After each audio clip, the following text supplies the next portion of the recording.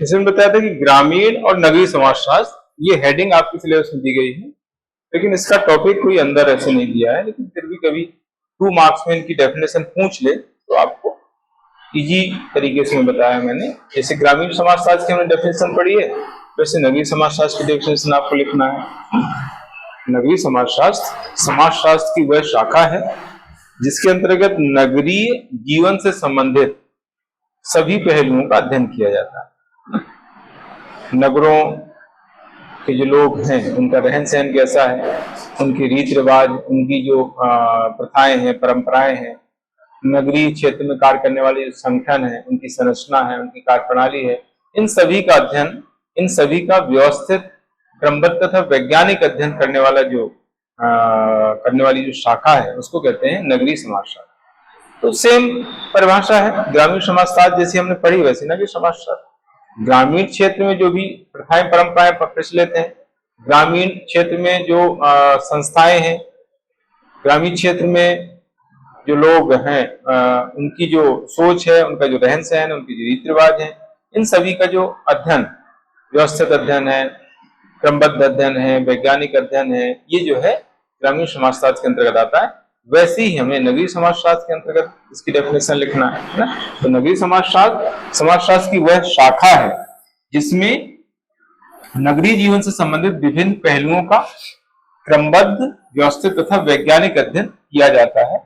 तो ये इस तरीके से इसकी बहुत सिंपल डेफिनेशन आपको ध्यान रखना है। जैसे मैंने बताया था कि ग्रामीण समाजशास्त्र में बहुत सारी अवधारणाएं आती हैं, उसमें मैंने ग्रामीणीकरण बताया था, ग्रामीणवाद बताया था, नगरीय ग्रामीण सातत्य बताया था। वैसे ही इसके अंतर्गत जो अवधारणाएं आती हैं उसमें आता है नगरवाद, है ना। ये टॉपिक आपके सिलेबस में है सारे। नगरवाद है, नगरीकरण है,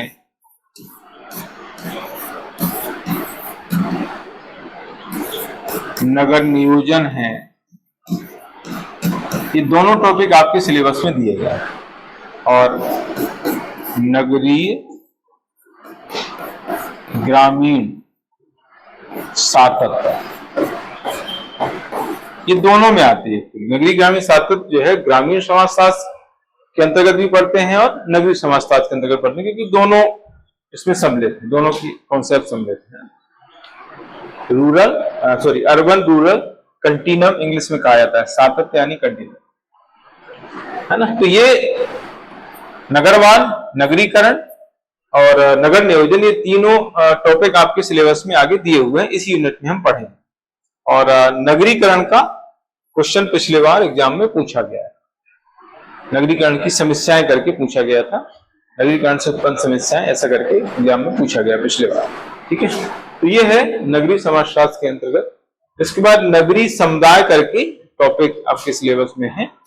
और जैसे ग्रामीण समुदाय हमने पढ़ा, वैसे नगरीय समुदाय पढ़ना है ना। उसकी जो हमने विशेषताएं पढ़ी हैं, उन्हीं विशेषताओं को चेंज करके नगरीय समुदाय की विशेषताएं हो जाएंगी, फिर दोनों के बीच अंतर हम बता देंगे, है ना। तो मैंने कल भी बताया था कि अगर ग्रामीण समुदाय आपने पढ़ लिया है तो आपको उससे 3 टॉपिक के आंसर मिल जाएंगे।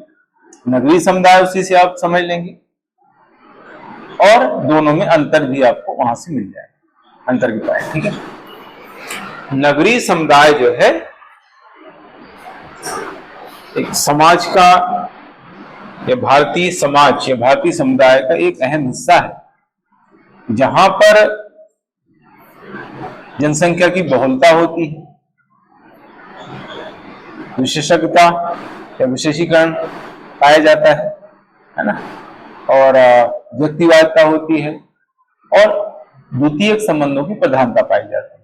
तो ये सारी चीजों से, इन सभी विशेषताओं से युक्त जो समुदाय होता है उसको हम कहते हैं नगरीय समुदाय, है ना। कौन सी विशेषताएं हैं? एक तो जनसंख्या ज्यादा है, जनसंख्या की विपुलता है। दूसरा विशेषज्ञता या स्पेशलाइजेशन, विशेषीकरण पाया जाता है।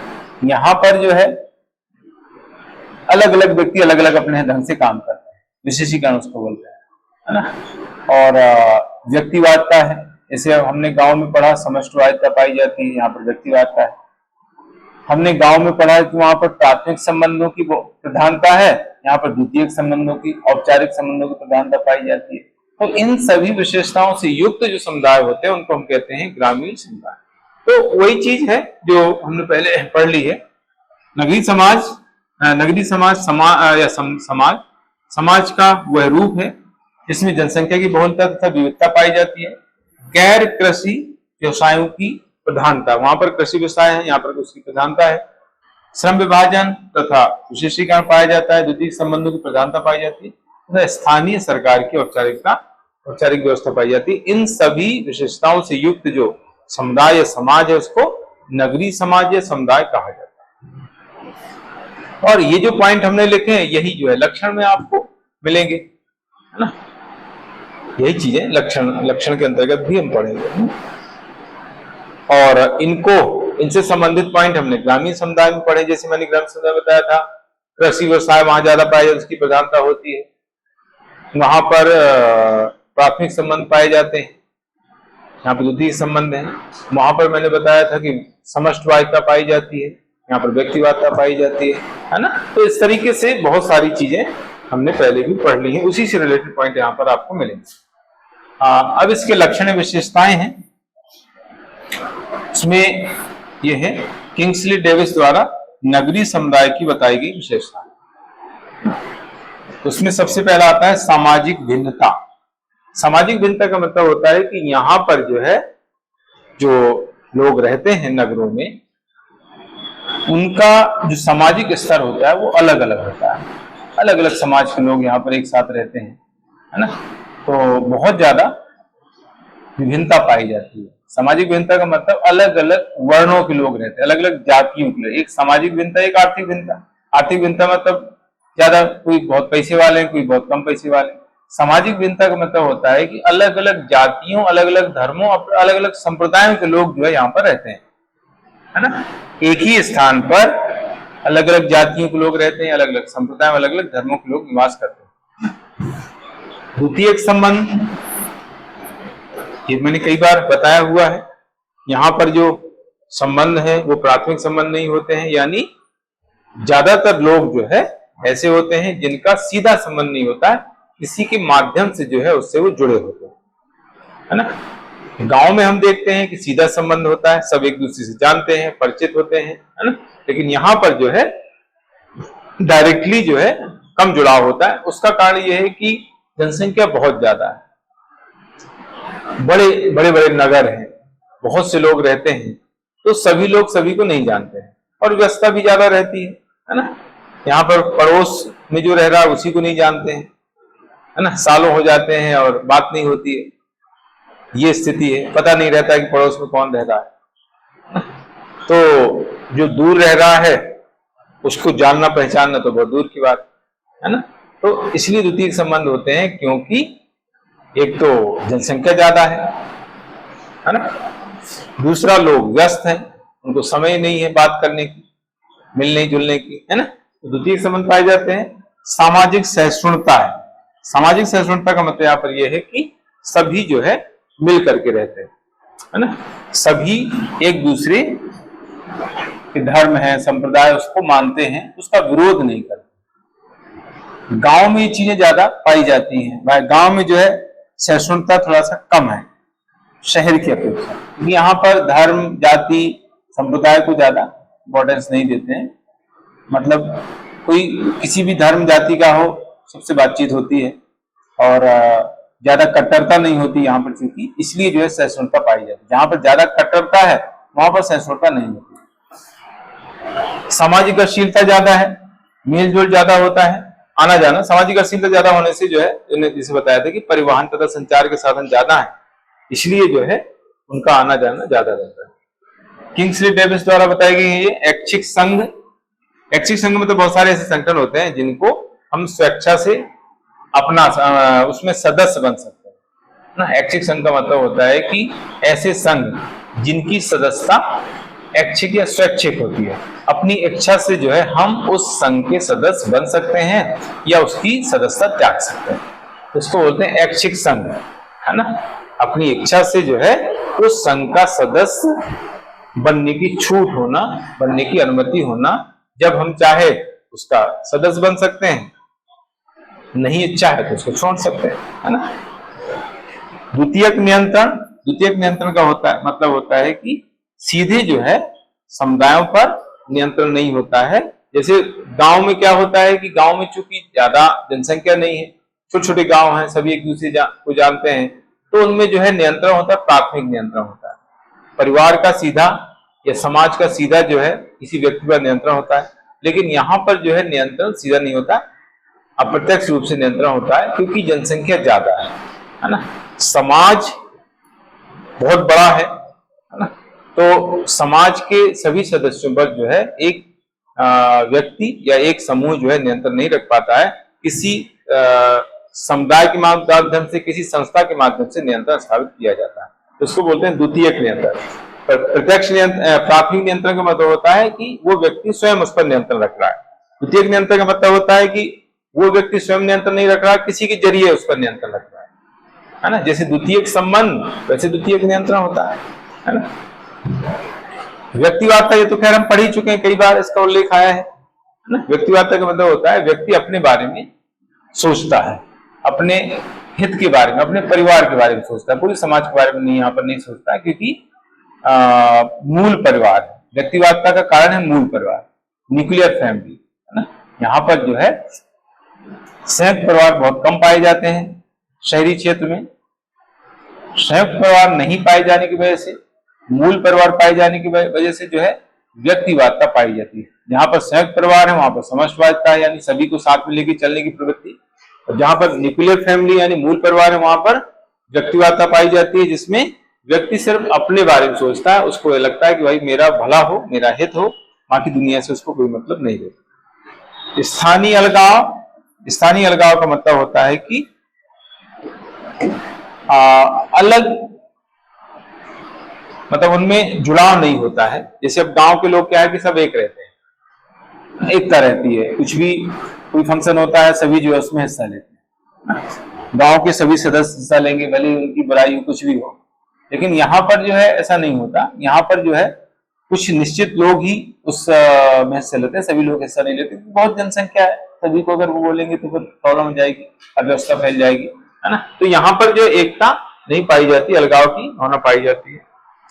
फिर इसके लक्षण अलग से लिखे हुए हैं जो हमने अभी पढ़े हैं, किंग्सले डेविस ने बताया, वो भी इसमें आ जाएंगे। ये ओवरऑल है जनसंख्या की बहुलता, ये मैंने पहला अर्थ में बताया है। यहाँ पर जनसंख्या ज्यादा पाई जाती है, नगर बहुत बड़े हैं, है ना, गांव की अपेक्षा जनसंख्या ज्यादा है ना। अगर ओवरऑल मैंने जैसे बताया तो ओवरऑल अगर देखेंगे तो ग्रामीण जनसंख्या ज्यादा है, लेकिन हम एक पर्टिकुलर गांव की बात कर रहे हैं, एक शहर की बात कर रहे हैं, है ना। एक गांव और एक शहर, तो एक गांव की जनसंख्या कम होती है और शहर भले ही छोटा हो उसकी जनसंख्या गांव से तो बड़ी होगी। तो ऐसे उसको समझना। आप ओवरऑल देखेंगे तो ग्रामीण जनसंख्या ज्यादा है और शहरी जनसंख्या कम है, लेकिन ओवरऑल की बात नहीं हो रही है। हम जो है एक पर्टिकुलर गांव और एक पर्टिकुलर शहर की बात कर रहे हैं, है ना। तो शहरों की जनसंख्या जो है ज्यादा पाई जाती है गांव की अपेक्षा। जनसंख्या की विभिन्नता, जनसंख्या की विभिन्नता का मतलब होता है कि जनसंख्या में अलग अलग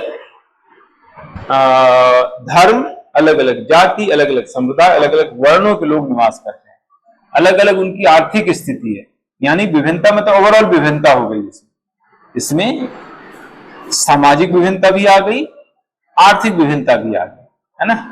जनसंख्या की विभिन्नता में सामाजिक आर्थिक दोनों तरह की विभिन्नता है। मतलब इस यहाँ पर बहुत अमीर लोग भी रहते हैं, बहुत गरीब लोग भी रहते हैं। यहाँ पर अलग अलग धर्मों के लोग रहते हैं, अलग अलग जातियों के लोग रहते हैं, है ना। तो ये है जनसंख्या की विभिन्नता। व्यवसायों की बहुलता तथा विभिन्नता, अलग अलग तरह के व्यवसाय लोग करते हैं। गांव में ज्यादातर व्यवसाय एक ही रहता है, ज्यादातर लोग जो है खेती करते हैं। वहां पर व्यवसाय की बहुलता या व्यवसाय की विभिन्नता नहीं है गांव में, है ना। मैक्सिमम लोग खेती करते हैं, जिसके पास खेती नहीं है तो मजदूरी करता है। कुछ लोग पशुपालन का काम करते हैं, कुछ लोग जो है मत्स्य का काम करते हैं। लेकिन खेती लगभग सभी करते हैं, भले ही खेती कम हो ज्यादा हो। लेकिन यहाँ पर जो है अलग अलग तरह के व्यवसाय लोगों को होते हैं। कोई जो है नौकरी करता है, किसी के पास गवर्नमेंट जॉब है, किसी के पास प्राइवेट जॉब है, किसी के पास बिजनेस है, कोई मजदूरी करता है, मजदूर भी है ना। तो हर तरह के लोग यहाँ पर रहते हैं, जिसको बोलते हैं व्यवसायों की बहुलता है और विभिन्नता। बहुलता मतलब ज्यादा व्यवसाय, विभिन्नता मतलब सबके अलग अलग व्यवसाय, दोनों में अंतर है। बहुलता मतलब अलग अलग तरह के बहुत सारे व्यवसाय हैं। यहाँ पर नौकरी करने वाले भी हैं, यहाँ पर बिजनेस करने वाले भी हैं, यहाँ पर मजदूरी करने वाले, ये बहुलता हो गई। विभिन्नता मतलब सबके अलग अलग व्यवसाय। श्रम विभाजन तथा विशेषीकरण दोनों का मतलब लगभग सेम होता है, डिवीजन ऑफ लेबर और स्पेशलाइजेशन। श्रम विभाजन मतलब सभी को अलग अलग काम सौंपना, डिवीजन ऑफ लेबर है ना, श्रम का बंटवारा, श्रम का बंटवारा कर देना, अलग अलग काम अलग अलग लोगों को देना। विशेषीकरण मतलब होता है कि जो व्यक्ति जिस काम के योग्य हो उसे वो काम सौंपना, इसको कहते हैं स्पेशलाइजेशन। जो व्यक्ति जिस कार्य में विशेषज्ञ हो, जो व्यक्ति जिस कार्य में योग्य हो उसे वो काम सौंपना, इसको कहते हैं विशेषीकरण। तो दोनों एक दूसरे के पूरक है, ये दोनों वर्ड है ना, श्रम विभाजन और विशेषीकरण। श्रम विभाजन का मतलब होता है कि सबको अलग अलग काम सौंपना, ये हो गया श्रम विभाजन। विशेषीकरण मतलब होता है कि जो व्यक्ति जिस कार्य के योग्य हो, जिस कार्य में स्पेशलिस्ट हो, उसे वो काम सौंपना। तो जो श्रम विभाजन होता है विशेषीकरण के तरीके से होता है, ऐसा हम कह सकते हैं। श्रम विभाजन कैसे होता है? विशेषीकरण के तरीके से होता है, यानी जो श्रम का विभाजन किया गया है वो स्पेशलाइजेशन के तरीके से, यानी विशेषीकरण के माध्यम से किया गया है। यानी जो व्यक्ति जिस काम में योग्य है, विशेषज्ञ है, उसे वो काम सौंपना, जिसको कहते हैं विशेषीकरण। तो नगरीय क्षेत्र में ये ज्यादातर पाया जाता है। नगरीय क्षेत्र में जो है सबके अलग अलग काम बटे हुए है ना, ऐसा नहीं कि एक व्यक्ति सारे काम कर रहा है। जैसे गांव में क्या होता है, गांव में जो है स्पेशलाइजेशन ज्यादा नहीं होता है, कम होता है। वहां पर एक व्यक्ति ज्यादातर काम जानता है ना, मतलब वो घर में अगर लाइट वाइट खराब हो गई तो खुद जोड़ लेगा, बुलाता नहीं किसी। इसलिए गांव में आत्मनिर्भरता पाई जाती है, इसलिए कहते हैं गांव में आत्मनिर्भरता है ना। छोटा मोटा कुछ प्रॉब्लम हो गई है घर में, यानी मान लीजिए नल वगैरह टूट गया है, तो वो नल ले आएगा मार्केट से, लगा लेगा। यहाँ पर ये छोटा छोटा काम है, लेकिन उसको बुलाना पड़ेगा, जो उसका मैकेनिक है, जो भी है ना, कारपेंटर है ना, प्लम्बर है, जो भी है, इलेक्ट्रीशियन है, उसको बुलाना पड़ेगा। लेकिन वहां पर ही छोटे मोटे काम के लिए नहीं बुलाते है ना। लाइट खराब हो गई तो खुद ही इलेक्ट्रीशियन बन जाएंगे, खुद ही सब बन जाएंगे, कारपेंटर बन जाएंगे, प्लम्बर बन जाएंगे सब। तो ये है, वहां पर स्पेशलाइजेशन नहीं, इसीलिए वहां पर आत्मनिर्भरता है। ये है, हमने पढ़ा था ना आत्मनिर्भरता। यहां पर आत्मनिर्भरता नहीं है, यहां पर दूसरों पर निर्भर, परस्पर निर्भरता है, वहां पर आत्मनिर्भरता है। क्योंकि छोटा छोटा काम अगर करवाना है तो बाहर से किसी को बुलाना पड़ेगा, तब होगा वो काम, खुद नहीं करते।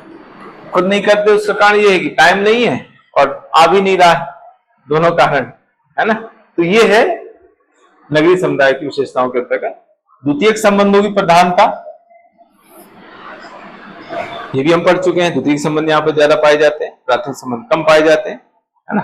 हालांकि यहाँ पर भी ऐसा नहीं है कि प्राथमिक संबंध यहाँ पर नहीं पाए जाते हैं, बहुत से ऐसे हैं कि जिससे हमारा सीधा संबंध है, लेकिन ज्यादातर संबंध द्वितीयक, क्योंकि बहुत ज्यादा जनसंख्या है, बहुत से लोग रह रहे हैं, सभी को हर व्यक्ति नहीं जानता। गांव में प्राथमिक संबंध क्यों पाए जाते हैं? क्योंकि जो है वहां पर जनसंख्या कम है, छोटे छोटे गांव है, रोज ही उनसे मुलाकात होती है, रोज बातचीत होती है, और समय भी है, टाइम ही टाइम में, कोई टेंशन नहीं है ना। फसल कटाई होने के बाद फिर खूब समय रहता है, तो सब इधर उधर की चीजें होती हैं, तो वहां पर असामाजिक गतिविधियां भी होती रहती हैं, जुआखोरी है, चोरी डकैती, क्योंकि लोग फ्री हो गए, तो इस तरह की चीजें होती हैं है ना। तो ये है द्वितीय संबंध की प्रधानता। कृत्रिमता, कृत्रिमता का मतलब जो होता है, ये होता है कि जो यहाँ के जो व्यक्ति होते हैं उनमें दिखावा ज्यादा होता है, रियलिटी कम है ना, औपचारिकता ज्यादा है। मतलब आप व्यक्ति को पहचान ही नहीं पाएंगे, मतलब बात कुछ कर रहा है और है कुछ वो, मतलब मन में कुछ और है और बात कुछ और कर रहा है ना। इसको कहते हैं कृत्रिमता, मतलब वास्तविक स्थिति नहीं आती है सामने, है ना। उसके बात करने से आप समझ नहीं पाएगी कि वो क्या क्या है, व्यक्ति वो क्या कहना चाह रहा है ना। मतलब जो कहते हैं ना निष्कपट होना, निष्कपट नहीं है, मतलब कुछ ना कुछ छल की भावना रहती है। गांव में जो लोग होते हैं सीधे होते हैं और वो मुंह पर बोल देते हैं, उनको नहीं लगता कि अरे यार इसको बुरा लगेगा, है ना, उनको जो कहना है मुंह पर कहना है। यहाँ पर ऐसा नहीं है, यहाँ पर जो है लोग मुंह पर नहीं कहेंगे, है ना। कहते हैं ना मुंह पर राम बगल में छुरी, वही स्थिति है कि मुंह पर तो मीठा मीठा बोलेंगे और अंदर तो कुछ भी उनके मन में है। लेकिन गांव के लोगों में जो है, जो अंदर है वो बाहर है, यहाँ पर अंदर कुछ और बाहर कुछ, कह कुछ रहे हैं मन में कुछ और है ना। तो इसको कहते हैं कृत्रिमता। गतिशीलता, ये भी हमने पढ़ा है, गतिशीलता ज्यादा पाई जाती है क्योंकि यहाँ पर संचार के साधन, परिवहन के साधन ज्यादा है ना। तो लोग जल्दी जल्दी आना जाना हो जाता है, लोगों का एक स्थान दूसरे स्थान पर जल्दी लोग आ जा सकते हैं, तो इसलिए जो है गतिशीलता की स्थिति ज्यादा पाई जाती है। व्यक्तिवादता, ये भी हम पढ़ चुके हैं, व्यक्ति अपने बारे में केवल सोचता है, समाज के बारे में उतना ज्यादा नहीं सोचता है, परिवार के बारे में ज्यादा नहीं सोचता, केवल अपने बारे में सोचता है। शिक्षा तथा संस्कृति के केंद्र हैं। नगरीय क्षेत्रों में जो है शिक्षा तथा संस्कृति के केंद्र होते हैं, यानी अच्छे अच्छे स्कूल, कॉलेज, यूनिवर्सिटीज वगैरह सिटी में होती है, गांव में तो होते नहीं। आप देखो गांव में तो छोटे छोटे स्कूल होते हैं, ज्यादा 12th तक रहते हैं बस। कॉलेज तो गांव में बहुत मुश्किल है, रेयर ही। यूनिवर्सिटी तो खैर मतलब सपना ही है ना। तो जितने भी सिटीज हैं, बड़े बड़े शहर हैं, वहां पर जो है अच्छे शिक्षा के केंद्र होते हैं, संस्कृति केंद्र होते हैं। राजनीतिक गतिविधियों केंद्र, राजनीतिक है एक्चुअली, ये राजनीतिक गतिविधि, बुकलेट में राजनीतिक लिखा है ना।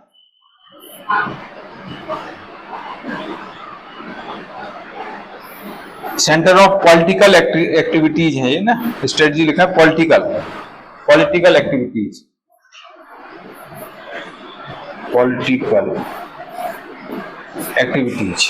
राजनीतिक गतिविधियों के केंद्र होते हैं। राजनीतिक गतिविधियों के केंद्र का मतलब है कि यहाँ पर जो है, जो राजनीतिक गतिविधियां ज्यादा होती हैं, सांसद हैं, विधायक हैं, मंत्री हैं, प्रधानमंत्री, राष्ट्रपति, मुख्यमंत्री, इनका सिटी में आना जाना ज्यादा होता है। और राजधानी भी सिटी में ही होती है। गांव में राजधानी सुनी नहीं होगी आप, किसी गांव में किसी राज्य की राजधानी है ना, राजधानी हमेशा सिटी में होती है।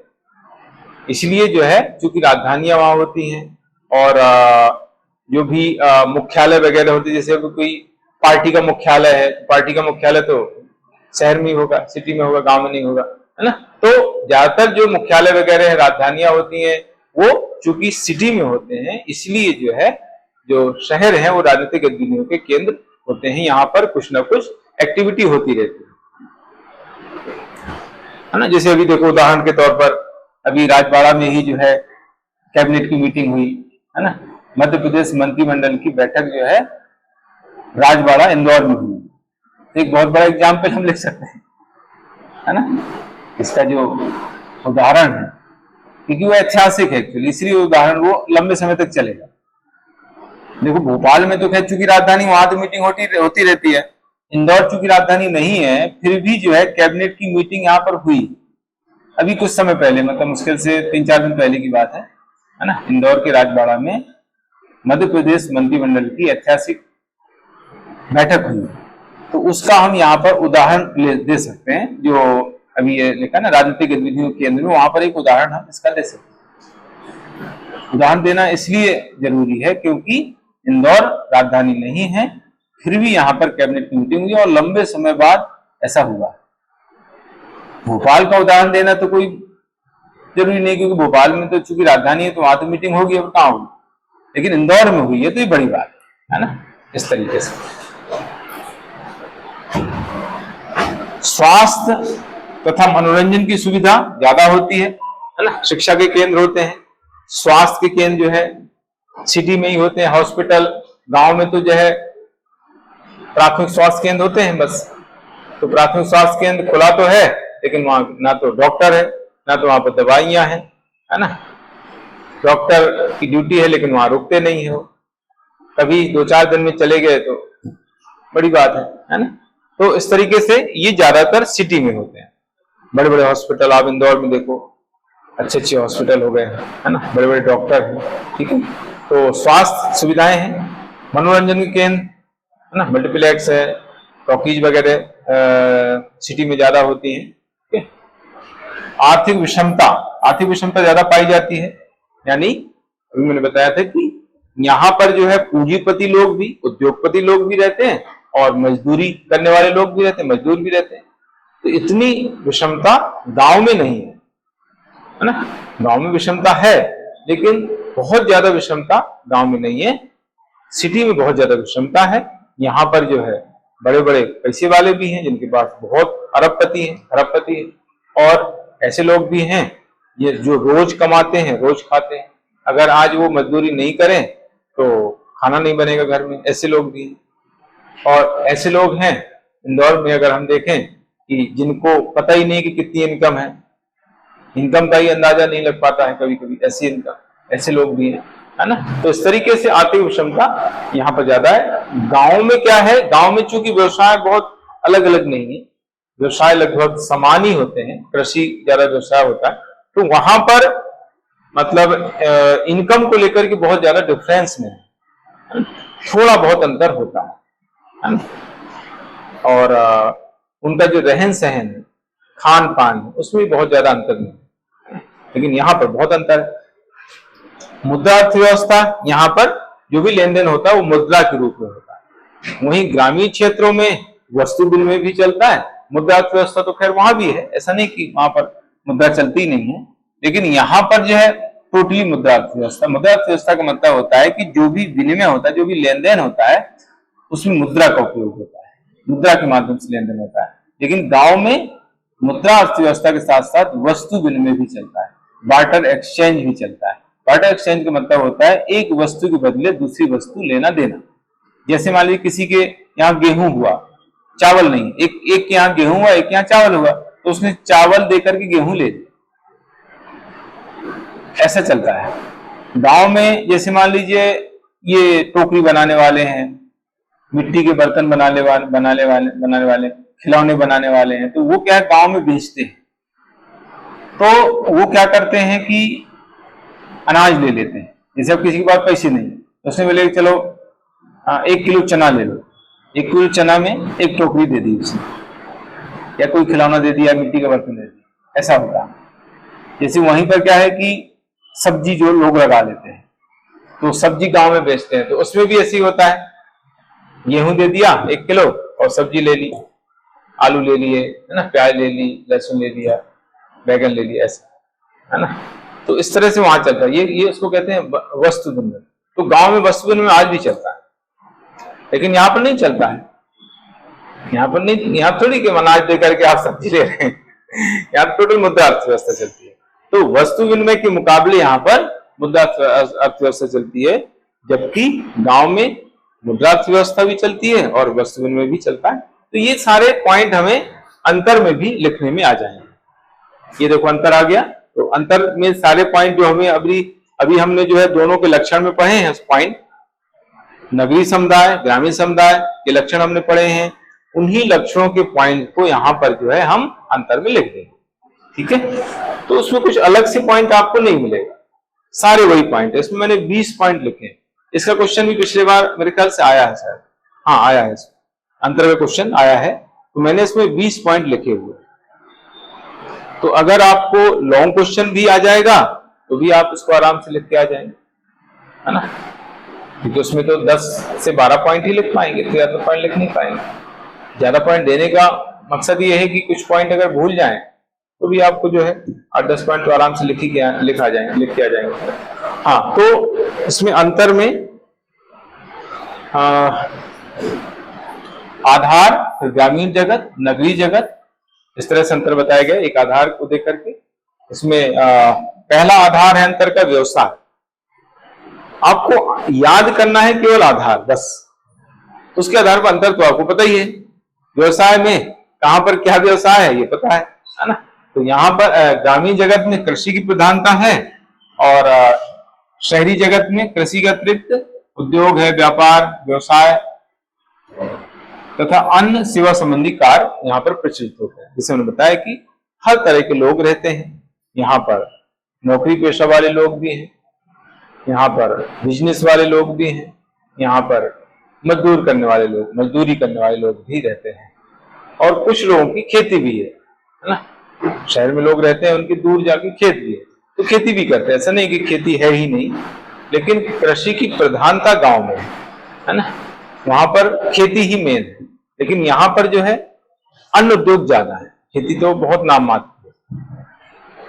पर्यावरण, प्राकृतिक पर्यावरण से घनिष्ठता ज्यादा होती है, क्योंकि पर्यावरण पर निर्भर है, क्योंकि इनका व्यवसाय पूरी तरीके से पर्यावरण पर निर्भर है, खेती पर्यावरण पर निर्भर है ना, तो इसलिए पर्यावरण से इनकी घनिष्ठता निकटता ज्यादा है। प्राकृतिक पर्यावरण से पृथकता, मानव निर्मित पर्यावरण पर प्रभुत्व, पर्यावरण से अलग है और उस पर प्रभुत्व स्थापित करने का प्रयास यहाँ पर किया जाता है ना। यहाँ पर चीजें ज्यादा ऐसी हैं आर्टिफिशियल, है ना, नेचुरल चीजें कम है ना, लोगों द्वारा बनाई गई चीजें है ना। लोगों को गर्मी लग रही है तो भाई एसी है, कूलर है, गांव में जो है पंखा मिल जाए वही बहुत है ना। हालांकि अब वहां पर भी कूलर वगैरह लोग यूज करने लगे हैं, लेकिन एक समय ये था कि पंखा ही नहीं हुआ करता। हाँ, वो जो पंखा बस आता ना, हाँ वो चलते थे। तो बहुत समय पुरानी बात बता रहा हूँ कि उस समय जो है कूलर पंखा होता तो लाइट ही नहीं रहती थी, लाइट ही नहीं है तो कूलर पंखा एसी क्या करेंगे, है ना। तो वो जो बांस का बनता है वो आज भी यूज होता है, तो उससे जो है काम चलाते थे। और शादी में वो दिया जाता है, शादियां जब होती थी ना उस समय, तो वो टोकरी और पंखा जो है वो दिया जाता है। सोचो आप कितना अंतर आ गया, पहले जो है वो पंखा देते थे, आज एसी देते हैं। ये बदलाव, ठीक है। तो पर्यावरण से निकटता ग्रामीण समुदाय में ज्यादा है, नगरीय समुदाय में कम है। समुदाय का आकार लघु आकार, यानी छोटे छोटे गांव होते हैं, और यहां पर जो है जो आकार होता है वो विस्तृत होता है, क्योंकि शहर बड़े होते हैं। जनसंख्या का घनत्व, ग्रामीण क्षेत्र में जनसंख्या घनत्व कम होता है, क्योंकि जनसंख्या कम है और जमीन ज्यादा है, इसलिए घनत्व कम पाया जाता है, डेंसिटी कम पाई जाती है। ग्रामीण जगत की अपेक्षा जनसंख्या घनत्व यहाँ पर ज्यादा है, क्योंकि स्पेस कम है, जनसंख्या बहुत ज्यादा है, तो घनत्व यानी डेंसिटी ज्यादा यहाँ पर पाई जाती है।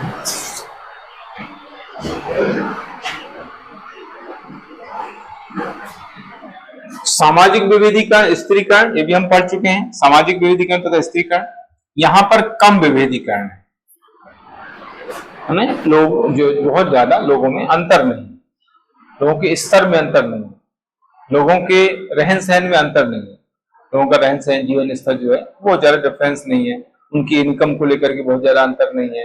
लेकिन शहरी जगत में बहुत ज्यादा विभेदीकरण और स्त्रीकरण पाया जाता है।